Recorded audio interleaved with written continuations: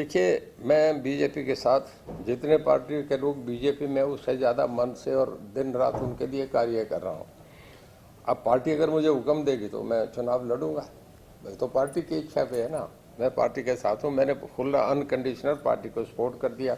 अब ये तो उनका निर्णय है, मैं थोड़े निर्णय लूँगा। मैं बहुत छोटा आदमी हूँ, बड़ी बात नहीं कहता, पर जो कहता हूँ उस पर रहता हूँ कि मैंने सीएम साहब से कहा है कोविड के बाद अब तक जितनी आपकी रैली है सबको सरपास करूंगा। बहुत बड़ी रैली होगी मेरी रैली, आप भी इनवाइटेड होंगे उस दिन। सारा मैं समझता हूँ लाइव चलेंगे, क्योंकि चारों रैली एक ही दिन आ गई। उसी दिन आपके हुड्डा साहब कर रहे हैं, कांग्रेस की है।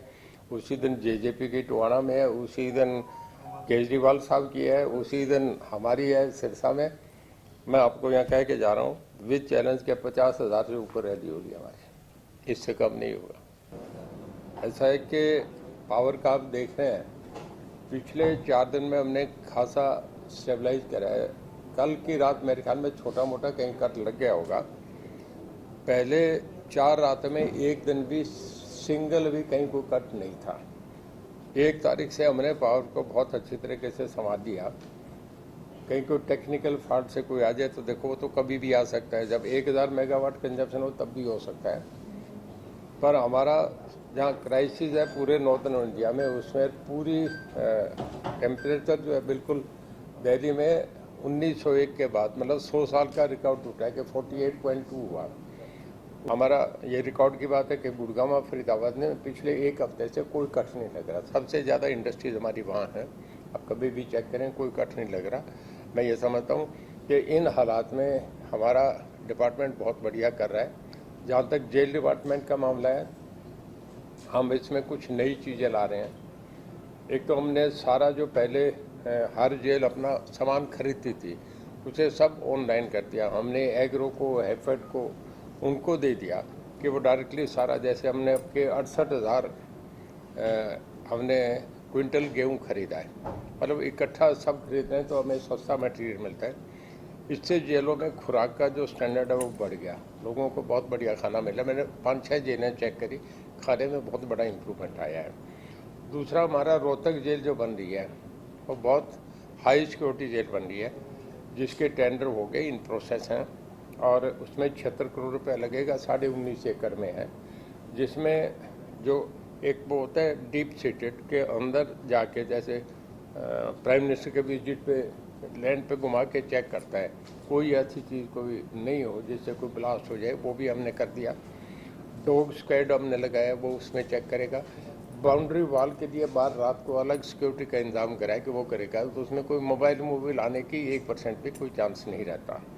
और उसमें जितने हार्ड क्रिमिनल्स हैं पूरी जेलों के, उन्हें उठा के हम उसमें रखेंगे। उसमें काफ़ी लोगों को तो सिंगल ही बैरिक मिलेगा, एक में एक ही आदमी रहेगा। पर कुछ जगह में ये हो सकता है कि 3 भी रखने पड़ सकते हैं, कि जहाँ आपस में 2 आदमी हो तो झगड़ा हो सकता है, 3 हो तो वहाँ ये है कि आपस में उन्हें अलग भी करे जा सकते हैं। ज़्यादा में 1 रहेंगे, कुछ में हम 3 भी रखेंगे। कुछ जेल में बड़े कोई आप समझो कि 50 जैमर्स लगेंगे, ताकि कोई भी चीज़, चिड़ी भी वहाँ पंख नहीं मार सके।